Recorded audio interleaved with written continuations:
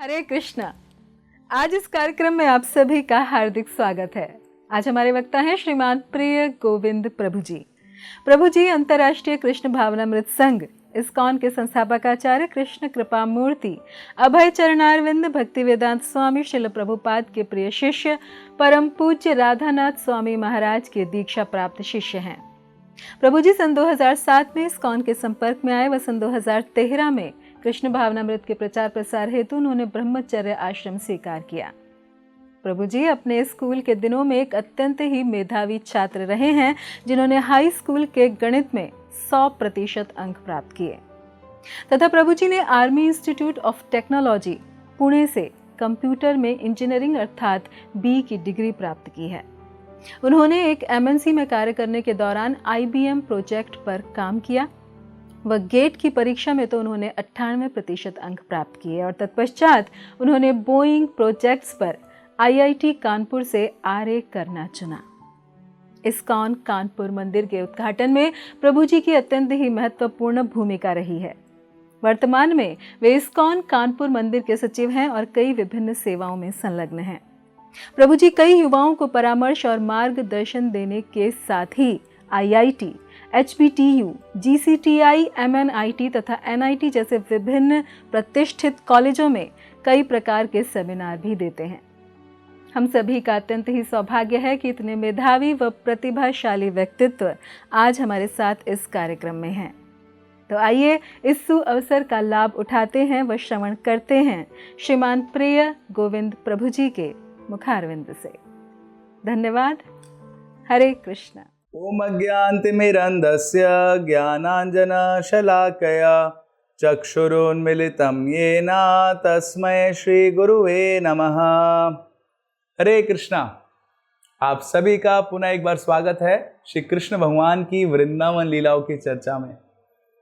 हम चर्चा कर रहे थे पिछले सत्र में कि किस प्रकार से भगवान कृष्ण ने अपनी भक्तों की रक्षा की और वो रक्षा अनेक अनेक प्रकार से भगवान करते हैं। कभी वो किसी विकट परिस्थिति में होते हैं तो स्वयं पहुंच के, कभी अपनी शक्ति को भेज के, और कभी कभार अपने भक्तों को ऐसी परिस्थिति में रखे जिससे उनके अंदर के अनर्था निकल जाएं। जी हाँ, ऐसे ही एक प्रयोजन से भगवान ने ये विशेष लीला का प्रारंभ किया जिसका नाम था गोवर्धन लीला। हम देखते हैं कैसे भगवान ने तब देखा कि सारे नंद बाबा और गोपा इंद्र की पूजा करने जा रहे हैं। भगवान ने उनको अपनी बुद्धि से समझा के उनको चेंज कर दिया गोवर्धन की पूजा करने के लिए, और गोवर्धन की पूजा संपन्न हुई। गोवर्धन की पहली परिक्रमा संपन्न हुई और उसके पश्चात सारे व्रजवासी अपने अपने घर लौट गए। परंतु जहां सब लोग खुश थे, एक जने खुश नहीं था, वो था इंद्र। क्योंकि उसका जो इतना अहंकार था उस पे सीधा प्रहार किया था भगवान कृष्ण ने। आज तक उसकी ये पूजा रुकी नहीं थी, परंतु यहाँ पे ये व्रजवासियों ने एक छोटे से बालक के कहने से ये पूरा अनुष्ठान रोक दिया। तो इंद्र ने सोचा इनको सबक सिखाना पड़ेगा और उसने बुलाया अपने सबसे शक्तिशाली जो मेघ थे, जिनका नाम था संवर्तक। अब ये संवर्तक मेघ का वर्णन आता है कि जब ब्रह्मा जी के प्रत्येक दिन प्रलय आती है तो ये संवर्तक जो बादल हैं ये जाके वर्षा करते हैं और पूरे ब्रह्मांड में आधे ब्रह्मांड को जल से भर देते हैं। तो इनकी वर्षा है वो इतनी ताकतवर है कि पूरे ब्रह्मांड में प्रलय ला सकती है। इंद्र ने आदेश दिया उन बादलों को, जाओ जाके व्रज के ऊपर वर्षा करो और पूरे व्रज को पृथ्वी के मैप से ही हटा दो। और वो बादल गए और व्रज में घने बादल छाने लगे। सारे व्रजवासी देख रहे थे कि पहली बार ऐसा हो रहा है। और उन्होंने देखा कि देखते ही देखते सूरज की रोशनी ढक गई, पूरे व्रज में अंधकार फैल गया, परंतु फिर भी वहां पे प्रकाश था। क्यों? क्योंकि जब भगवान ने देखा ये बादलों ने सूरज को ढक लिया है, तो भगवान की अपनी कांति से पूरे व्रज में प्रकाश हो गया। और फिर जो प्रारंभ हुआ है वो इतिहास है। फिर वो बादलों ने बहुत ही मूसलाधार वर्षा प्रारंभ कर दी। उसका वर्णन आता है कि वो वर्षा बूंद बूंद से नहीं हो रही थी, ओले वगैरह भी नहीं पड़ रहे थे। उस वर्षा में पूरे एक खंबे के समान बड़ी बड़ी पानी की बूंदें नीचे गिर रही थी, और वो ऐसा भयावह पूरा वातावरण हो गया था, मान लो प्रलय ही आने वाली है। और तब ऐसा वातावरण हो गया, सारे व्रजवासी सोचने लगे अभी कौन हमारी रक्षा करेगा, कैसे हम यहाँ से बचेंगे। तुरंत उन्होंने सब ने सोचा कि एक ही व्यक्ति जो हमारी रक्षा कर सकता है वो है कृष्ण भगवान। जी हाँ, यही है अद्भुत व्रजवासी। क्या अद्भुत है व्रजवासियों में? तो यह अद्भुत है कि एक तरफ तो वो भगवान को अपना बालक समझते हैं, अपना कान्हा समझते हैं और उसको रक्षा प्रदान करते रहते हैं, परंतु जब कभी भी उनके स्वयं के जीवन में कोई कठिनाई आती है तो वो तुरंत कृष्ण का आश्रय लेते हैं, और कृष्ण के अलावा और किसी का आश्रय नहीं लेते हैं। तो सारे व्रजवासी कृष्ण के पास गए और उनको बोलने लगे, अरे कृष्ण देखो ये क्या हो रहा है, पूरा अंधकार छा गया है, वर्षा हो रही है, कृपया करके बताओ हमें क्या करना चाहिए। और वहां पे कृष्ण भगवान सोचते हैं कि देखो ये सब कुछ इंद्र का चाल है, और इंद्र को सबक तो सिखाना पड़ेगा। तो वो सबक सिखाने के लिए भगवान एक तीर से दो निशाने लगाते हैं, इंद्र को भी सबक सिखाते हैं और व्रजवासियों के भी सारे जो उनके इच्छाएं होती हैं उनको पूरा कर देते हैं। क्या इच्छा होती है? तो ऐसा वर्णन आता है कि कैसे जो दिन का समय था तब भगवान मैया यशोदा द्वारा बहुत ही सुंदर तरीके से उनका श्रृंगार के बाद बाहर निकलते थे गोचारण के लिए। तब जो भगवान के माता पिता थे और जो सारी गोपियां थी वो बहुत विलाप करती थी, बहुत विरह महसूस करती थी भगवान से, क्योंकि भगवान बाहर चले गए। और जब भगवान रात को वापस आते थे तो सारे गोपा अपने अपने घर चले जाते थे, गाय भी चली जाती थी गौशाला में। तो गोपा और गाय विलाप करते थे कि अरे रात में भगवान का दर्शन नहीं हो रहा है। तो भक्त लोग विलाप करते थे कि दिन में नहीं हो रहा है, कभी रात में नहीं हो रहा है। तो भगवान ने सोचा कि मैं ऐसी लीला करूंगा कि 24 घंटे 24/7 जो वर्ड है वो वहीं से आया, 24/7 दर्शन दूंगा। और इसलिए भगवान ने निर्णय किया और सारे व्रजवासियों को आदेश दिया कि आप चिंता मत करिए, वर्षा हो रही है और बहुत ही ठंडा वातावरण हो गया है, आप मेरे साथ चलिए, गोवर्धन हमको आश्रय देंगे। और भगवान सभी व्रजवासियों को लेके गए गोवर्धन के पास, और गोवर्धन को अपनी शक्ति से भगवान ने पूरे के पूरे गोवर्धन को अपने बाएं हाथ की सबसे छोटी उंगली से उठा लिया। तो व्रजवासी देख रहे थे, माय गॉड ऐसा कैसे कर सकता है, 7 साल के हैं कृष्ण और इतना विशाल गोवर्धन, कैसे उन्होंने ऐसे करके उठा लिया। और तुरंत भगवान ने आदेश दिया कि आप सब लोग गोवर्धन के अंदर आ जाइए, क्योंकि गोवर्धन के नीचे वर्षा नहीं आ रही है और बहुत ही गर्म वातावरण है। और ऐसा वर्णन आता है कि जब भगवान ने गोवर्धन को उठाया तो पूरे गोवर्धन के इर्द गिर्द एक ऐसा चक्रव्यूह बन गया जिससे बाहर से भी वर्षा का कोई जल अंदर नहीं आ पा रहा था। जी हाँ, इतना अद्भुत भगवान ने वो कार्य करके दिखाया था। और सारे व्रजवासी नीचे आ गए और देखने लगे, विशेषकर कि यशोदा माई वो बहुत चिंतित हो रही थी कि कैसे मेरे कान्हा ने ये गोवर्धन उठा लिया है। परंतु भगवान ने बताया कि देखिए, आप सबने गोवर्धन की इतने हृदय से भक्ति भाव के साथ पूजा करी है कि गोवर्धन किस प्रकार हो गए हैं, वो एक रुई के समान हो गए हैं और बहुत हल्के हो गए हैं, अपने आप हवा में बस तैर रहे हैं, मैं तो खाली उंगली लगा के रखा है। तो ऐसा तब भगवान बता रहे थे तो कुछ गोपा बोलने लगे, यशोदा माई आप चिंता मत करिए, कान्हा की भी तो बिल्कुल चिंता मत करिए, उसने तो गोवर्धन उठाया ही नहीं रखा है। असलियत में गोवर्धन किसने उठाया है? हमने उठाया है। और वो अपनी अपनी लकड़ियां उन्होंने गोवर्धन के नीचे लगा दिया, ये दिखाने के लिए कि हमने उठा रखा है। और जब भगवान ने देखा कि अच्छा है, सारा क्रेडिट आप लेके जा रहे हो, तो भगवान ने हल्का सा गोवर्धन नीचे गया, उनकी सारी लकड़ियां टूट गई। तो ये देख के सब लोग हैरान हो गए। बाद में जो भगवान का ब्राह्मण मित्र है, जिसकी हमने इतनी सारी लीलाओं की चर्चा करी है, उसने बोला मैया देखो ये पूरा गोवर्धन मेरे ब्रह्म तेज की शक्ति से उठा हुआ है और इसलिए आपको बिल्कुल चिंता करने की आवश्यकता नहीं है। तो ऐसा सब चर्चा चल रही थी, सब मनोरम वातावरण हो रहा था। उसी बीच यशोदा माई ने कहा कि अरे तुम लोग नहीं समझोगे, कृष्ण देखो कितना कमजोर है, उसको कितनी शक्ति की जरूरत है। और उतनी ही देर में भगवान ने क्या किया, भगवान ने अपने दाएं हाथ से अपनी बांसुरी निकाली और वो बांसुरी बजानी प्रारंभ करी। जैसी भगवान ने वो बांसुरी बजानी प्रारंभ करी, सारे व्रजवासी एकदम मंत्रमुग्ध हो गए।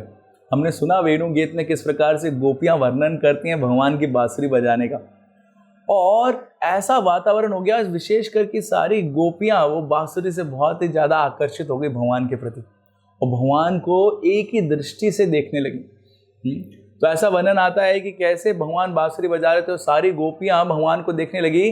वहीं पर जब श्रीमती राधा रानी ने देखा तो भगवान भी शर्मा गए और उनका हाथ थोड़ा सा हिल गया, तो सारा पूरा गोवर्धन डिसबैलेंस होने लगा। लेकिन फिर बाद में भगवान ने वापस संभाला। तो यशोदा माई ने सोचा कि लगता है कृष्ण बहुत थक गए हैं, इनको कुछ खाने के लिए देना पड़ेगा। तो यशोदा माई ने जो भी कुछ वहाँ पे था उसका सब एक भोजन बनाया और गोपाओं को बोला जाओ जाके कृष्ण को दो, और गोपाओं ने कृष्ण को वो भोजन दिया और भगवान ने वो भोग वहाँ पे स्वीकार किया। तो ये ऐसा पूरा रमणीय वातावरण था जहाँ पे सारे गोपा, भगवान के स्वयं के माता पिता यशोदा माई, नंद बाबा, गोपियाँ, गायें, सब लोग भगवान को निहार रहे थे। और ये पूरा समय कब तक चला, ऐसा बताते हैं 7 दिन और 7 रात तक वो संवर्तक बादलों ने वर्षा करी और 7 दिन और 7 रात तक सारे व्रजवासी गोवर्धन के नीचे श्री कृष्ण भगवान को निहारते हुए और परम आनंद प्राप्त करते हुए रहे। उनको कुछ पता ही नहीं चला कि बाहर क्या चल रहा है, परंतु बाहर का जो वातावरण था बहुत ही भयानक था। ऐसा बताते हैं कि संवर्तक अपनी पूरी शक्ति लगा रहे थे और पूरी शक्ति से उन्होंने गोवर्धन के ऊपर प्रहार करना प्रारंभ किया, परंतु क्योंकि गोवर्धन भगवान के स्पर्श पा रखा था, इसलिए बताते हैं कि उनकी इतनी मूसलाधार वर्षा से गोवर्धन के ऊपर जो वृक्ष है उसका एक पत्ता तक नहीं टूटा। जी हाँ, भगवान के स्पर्श की इतनी शक्ति है, भगवान की शक्तियों का हम अनुमान भी नहीं लगा सकते हैं, इतने शक्तिशाली हैं भगवान।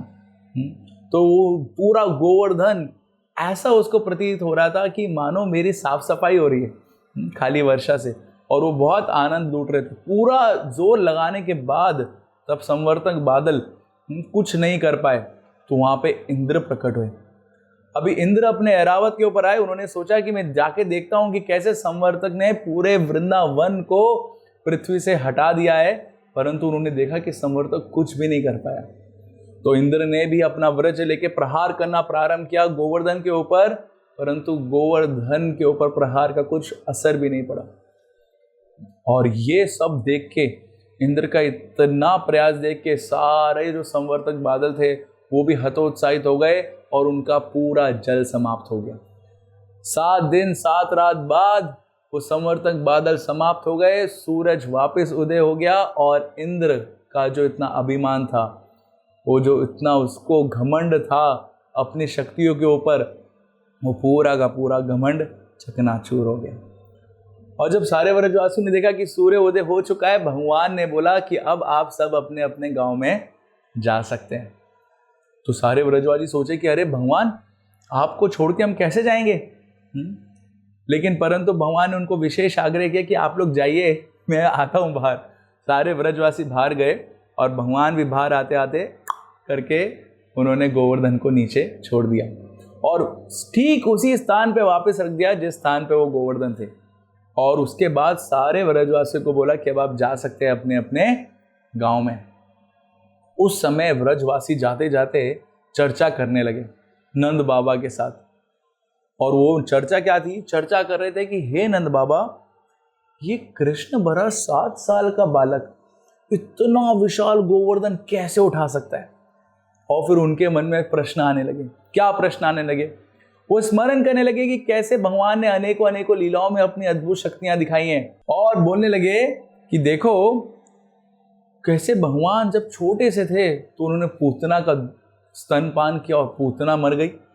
उसके बाद वो शकटासुर आया जो कि एक बहुत ही हद गाड़ी के समान का असुर था, उसको भी भगवान ने एक चरण स्पर्श से मार दिया। तो तृणावर्त आया जो पूरा ऊपर भगवान को लेके गया था एरियल व्यू दिखाने के लिए, आकाश से दिखाने के लिए वृंदावन कैसा है, उसका भी वध हो गया।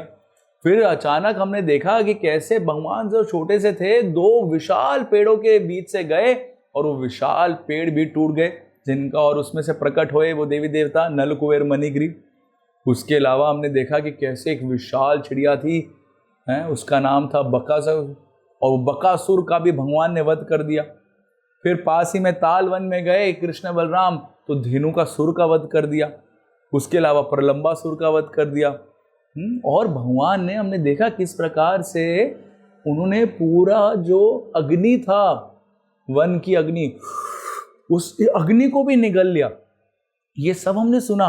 इसके अलावा विशेष तो लीला क्या थी हमारे सामने जो हमने देखा, वो था कालिया दमन लीला। वो कैसे कालिया के ऊपर भगवान ने नृत्य किया। और ये सारी अद्भुत लीलाएं का स्मरण करते हुए वो गोपों ने बोला नंद महाराज को, हे नंद बाबा, आपका बालक क्यों इतना विशेष है। हमने देखा कि कैसे हम सब लोग उसके प्रति आकर्षित हो जाते हैं, चाहे वो गोपा हो, चाहे वो गोपी हो, चाहे वो गाय हैं, कोई भी उसके प्रति आकर्षित हो जाता है। ऐसा क्या है उस बालक में भला कि इतना हम आकर्षित हो रहे हैं। तब ये नंद बाबा ने ऐसा स्मरण किया और उन्हें बताया कि देखो कैसे गर्ग मुनि ने ये भविष्यवाणी करी थी। गर्ग मुनि ने मेरे को अपने बालक के बारे में बताया था कि कैसे वो 3 रंगों में अलग अलग युगों में अवतार लेता है और किस प्रकार से बहुत अद्भुत अद्भुत प्रकार के अवतार लेके अपने भक्तों का उद्धार करता है और जो भी राक्षस होते हैं उनका वध करता है। और कैसे ये साक्षात विष्णु नारायण का ही रूप है और बहुत ज़्यादा शक्तिशाली है, और जहाँ पे भी ये रहेगा वहाँ पे हमेशा शुभता रहेगी। और ऐसा गर्ग मुनि ने मेरे को बताया था, तब नामकरण हुआ था कृष्ण का। तो ये सब कुछ तब गोपाओं ने सुना तो उन्होंने भी प्रार्थना करी कि हे नंद बाबा, आपका पुत्र बहुत विशेष है, हम प्रार्थना करते हैं कि आपका पुत्र हमेशा सुरक्षित रहे और इसी प्रकार से व्रजवासियों को आनंद प्रदान करते रहे। ऐसी चर्चा करते करते वो सब अपने अपने गांव में चले गए, परंतु कृष्ण भगवान वहीं रुक गए। क्यों वहां रुक गए? क्योंकि उसका एक विशेष कारण था। अभी यहाँ पे इंद्र का जो इतना अभिमान था, दम था, वो सारा चकनाचूर हो चुका था। अभी इंद्र को अकल आई थी कि अरे मैं साक्षात भगवान कृष्ण और उनके भक्तों को हानि पहुंचाना चाहता था, इतना बड़ा अपराध कर दिया मैंने। जी हाँ, वैष्णव अपराध जो होता है ना, वो सबसे बड़ा अपराध होता है। आप भगवान के प्रति भी अपराध करेंगे, क्षमा याचना करेंगे, भगवान क्षमा कर देंगे, परंतु वैष्णव के प्रति अगर अपराध कर दिया तो no chance of begging forgiveness. और हम देखते हैं कैसे भागवतम में लीला आती है कि दुर्वासा मुनि ने अम्बरीश महाराज के प्रति अपराध कर दिया था और फिर वो भागे थे शरण के लिए सारे ऊपर के लोकों में, यहाँ तक कि विष्णु लोग भी गए। भगवान ने बोला मैं नहीं माफ कर सकता हूँ। तब तक भक्त जिसके प्रति आपने अपराध नहीं किया वो आपको क्षमा नहीं करता और कोई उपाय नहीं है। तो इसलिए हमको भी अपने जीवन में बहुत सतर्क रहना चाहिए कि वैष्णव अपराध तो कभी करना ही नहीं। और इंद्र ने सोचा कि यही मैंने कर दिया वैष्णव अपराध, मैं क्या करूं? तो ब्रह्मा जी के पास गए और ब्रह्मा जी से पूछा, ब्रह्मा जी मेरे को क्षमा मांगना है भगवान से, कैसे क्षमा मांगू, किस मुंह से जाऊं? मैंने वैष्णव अपराध कर दिया, भगवान क्षमा नहीं करेंगे। ब्रह्मा जी ने कहा कि आपने वैष्णव अपराध तो कर दिया है और अभी आपको क्षमा मांगने की अगर इच्छा हो रही है तो मेरा सुझाव है आप सुरभि को लेके जाइए, क्योंकि सुरभि भी वैष्णव है और भगवान को बहुत प्रिय है वो सुरभि गाय। और जब आप उसको लेके जाएंगे तो उसकी प्रार्थनाओं से शायद भगवान आपको माफ कर दे। तो वही, अगर हम वैष्णव अपराध करते हैं हमको वैष्णव की शरण लेना बहुत आवश्यक है। और फिर इंद्र गए भगवान कृष्ण से मिलने के लिए।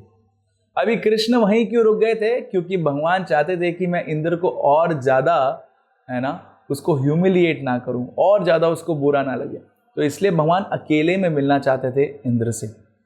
और इंद्र वहां गए सुरभि के साथ अपने ऐरावत पे और जैसे ही उन्होंने भगवान को देखा तुरंत वो नतमस्तक हो गए और उन्होंने प्रणाम किया। और प्रणाम करते ही उन्होंने भगवान को प्रार्थना अर्पण शुरू करी। और देखिए प्रार्थना में क्या किया, प्रार्थना में उन्होंने माफ़ी नहीं मांगी, पहले भगवान का गुणगान किया। बताया कि कैसे भगवान आप विशुद्ध सत्वम हैं, आप हमेशा ये जो 3 गुण है ना इससे परे हैं और आप किसी चीज़ से प्रभावित नहीं होते हैं। क्योंकि इंद्र को पता चल गया कि भले ही भगवान एक छोटे से बालक का रूप ले हैं लेकिन है तो पूर्ण पुरुषोत्तम भगवान कृष्ण ही। और उसने कहा कि कैसे आपको सारा ज्ञान है और आप सब कुछ जानते हैं कि संसार में क्या हो रहा है। और फिर ऐसा कहते कहते इंद्र ने बोला कि देखिए भगवान मेरे को माफ़ कर दीजिए, मैं मद हो गया था। किसमें? वो इंद्र की पोस्ट में। जी हाँ, कुंती महारानी श्रीमद् भागवतम के पहले स्कंद के 8वें अध्याय में ये प्रार्थना करती है, भगवान से बोलती हैं, जन्म ऐश्वर्य श्रुता श्री भी एदमाना मद पुमान। ये जो जन्म है यानी कोई बड़े खानदान में पैदा होना, ऐश्वर्य, जो बहुत सारे हमारे पास ऐश्वर्य आ जाते हैं, है ना, बहुत सारा बुद्धि आ जाता है हमारे पास, बहुत तेज हो जाते हैं हम, बहुत सुंदर होते हैं, बहुत सारे हमारे शिष्य बन जाते हैं। तो इन सब से क्या होता है, एक मान आ जाता है, अभिमान आ जाता है कि देखो मैं कितना महान हूँ। और वो व्यक्ति भगवान की शरण नहीं ले पाता है। तो इसका मतलब ये नहीं है कि हमको ऐश्वर्य नहीं प्राप्त करना है, परंतु जो भी ऐश्वर्य है हमारे पास उसको भगवान की सेवा में लगाना है। इसलिए हम देखते हैं जहाँ पे ये सब कुछ प्राप्त करने से अभिमान आ जाता है, वहीं पर ही हम देखते हैं कि भगवान के भक्तों के पास ये सब कुछ है। परीक्षित महाराज राजा थे, अम्बरीश महाराज राजा थे, अर्जुन राजा थे, परंतु इन सब ने जो भी उनके पास ऐश्वर्य था उससे क्या किया, भगवान की सेवा करी। तो ये ही तरीका है कि हम ये ऐश्वर्यों से अपने आप को मद होने से बचा सकते हैं, जब हम भगवान की सेवा में इनको नियुक्त कर देते हैं और फिर हम भगवान की भक्ति में लग सकते हैं। तो इंद्र ने यही बोला कि मैं इससे मदमत हो गया था, मुझे पता है मैंने वैष्णव के प्रति अपराध कर दिया, परंतु कृपया करके मुझे क्षमा याचना दीजिए और आगे से मैं ये कभी नहीं करूँगा। तब ऐसे इंद्र ने ये प्रार्थना करी। भगवान ने देखा कि किस प्रकार इंद्र का जो पूरा मान है वो चूर चूर हो गया है और इंद्र शरण लेना चाह रहा है मेरी। तो भगवान ने तुरंत उनको शरण देना प्रारंभ किया और भगवान ने उनको आदेश दिया कि जाओ इंद्र, आज के बाद तुम कभी भी ऐसा अपराध मत करना और इसके बाद कभी ऐसा मत करना जिससे तुम वैष्णवों को कुछ हानि पहुंचाओ, और अभी मैं तुमको क्षमा करता हूँ। वहाँ पे जब सुरभि गाय थी तो सुरभि गाय ने भी भगवान को प्रार्थना अर्पण करी कि भगवान आप कैसे पूर्ण पुरुषोत्तम हैं, इस पूरे जगत के आप नाथ हैं, आप जगन्नाथ हैं, और कैसे आप भक्तों की आनंद पहुँचाने के लिए इस पृथ्वी पर जन्म लेते हैं। तब सुरभि ने ऐसे प्रार्थना करी, उन्होंने कहा कि भगवान ये इंद्र को छोड़ो, आप हमारे इंद्र बन जाओ, हम आपकी पूजा करना चाहते हैं और आपका अभिषेक करना चाहते हैं। और फिर सुरभि गाय ने भगवान की अभिषेक की तैयारी करी। तो ऐसा बताते हैं कि उस अभिषेक में अनेकों पदार्थों का इस्तेमाल किया गया, परंतु सुरभि गाय ने अपने ही दूध से भगवान का अभिषेक किया। और इंद्र ने भी सोचा कि मेरे को भी अभिषेक करना चाहिए, तो ऐरावत द्वारा आकाश गंगा से जल लाके उसने भगवान का अभिषेक किया। और इंद्र और सुरभि ने दोनों ने मिलकर ये घोषित किया कि आज से भगवान का नाम है गोविंदा। बोलो गोविंदा। जी हाँ, वहां पे उन्होंने भगवान को गोविंदा नाम से पुकारा और जो भगवान का पूरा अभिषेक हुआ वो गोविंद कुंड बन गया और विशेष एकदम पूरा वातावरण हो गया। वहाँ पे सारे देवी देवता भी प्रकट हो गए और भगवान का वो अभिषेक जो हो रहा था, है ना, उसका पूरा लुत्फ उठाने लगे। और इस सारी लीला के बाद जब इंद्र ने माफ़ी मांगी और इंद्र ने बोला कि अब मेरे को माफ़ कर दीजिए, और वो वापस चला गया, सुरभि गाय भी वापस चली गई, भगवान पुनः एक बार व्रज में आ गए। तो हम देखते हैं कि कैसे ये जो लीला हुई पूरी इंद्र की मान वर्धन की लीला, ये दर्शाती है कि कैसे भगवान भक्त के हृदय में ये अभिमान बिल्कुल स्वीकार नहीं करते। इसलिए भगवान श्री चैतन्य महाप्रभु ने बताया कि अगर किसी को भक्ति करनी है, अगर किसी को हरे कृष्ण महामंत्र का जप करना है तो उसको विनम्र होना पड़ेगा। बताते हैं, त्रिनादपि सुनी चेना तरोरपि सहिष्णुना अमानिना मान देना कीर्तन्य सदा हरि। अगर किसी को कीर्तन सदा करना है तो क्या करना पड़ेगा उसको? तृणादपि सुनीचना, उसको तृण से भी ज्यादा विनम्र होना पड़ेगा। तरोरपि सहिष्णुना, उसको पेड़ से भी ज्यादा सहनशील होना पड़ेगा। अमानिना, उसको कोई मान की अपेक्षा नहीं करनी पड़ेगी और मान देना, परंतु सबको सम्मान देना पड़ेगा। ऐसा गुण किसी भक्त के अंदर है तो वो ही कीर्तनीय सदा हरि का कीर्तन कर सकता है। अभी देखिए बहुत विपरीत है इस भौतिक जगत के नियम के कि हम विनम्र हो सकें, परंतु ये विनम्रता ही हमको भगवान के पास ले जा सकती है। ये विनम्रता ही हमारा समर्पण की शुरुआत है। और भले ही इस विनम्रता में हमको बहुत सारे कष्ट भी सहन करने पड़े, परंतु हमको एक परम लाभ मिलने वाला है, वो है भगवान कृष्ण की प्रसन्नता और भगवान कृष्ण का नाम लेने का लाभ। और इसलिए हम देखते हैं कि भगवान के अनेकों भक्त कितने विनम्रता पूर्वक भगवान की सेवा करते हैं और ये चारों चीज़ों को अपने जीवन में अपनाते हैं और फिर उस भाव से भगवान की शरण ग्रहण करते हैं। तो हम भी इस लीला से सीख सकते हैं कि किस प्रकार से विनम्रता का भाव हमारे हृदय में आना बहुत आवश्यक है और अभिमान को छोड़ना बहुत ज़रूरी है। और अगर हम ऐसा अभिमान छोड़ के भगवान की शरण ग्रहण करेंगे तो अवश्य ही भगवान हमको माफ़ करेंगे और स्वीकार करेंगे और हम भगवान की भक्ति सदा कर पाएंगे। बहुत बहुत धन्यवाद। हरे कृष्णा। ऐसे ही और भक्तिमय कार्यक्रमों के लिए देखिए हरे कृष्णा टेलीविजन और इसे प्राप्त करने के लिए आप अपने केबल अथवा DTH ऑपरेटर से संपर्क करें तथा और अधिक जानकारी के लिए आज ही डायल करें 7666 839 839।